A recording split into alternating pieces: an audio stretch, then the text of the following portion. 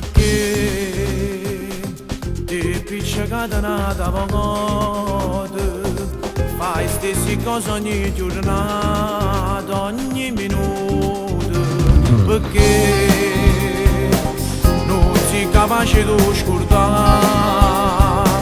su quello che la cade fa e non ti stanca, e non ti stanca,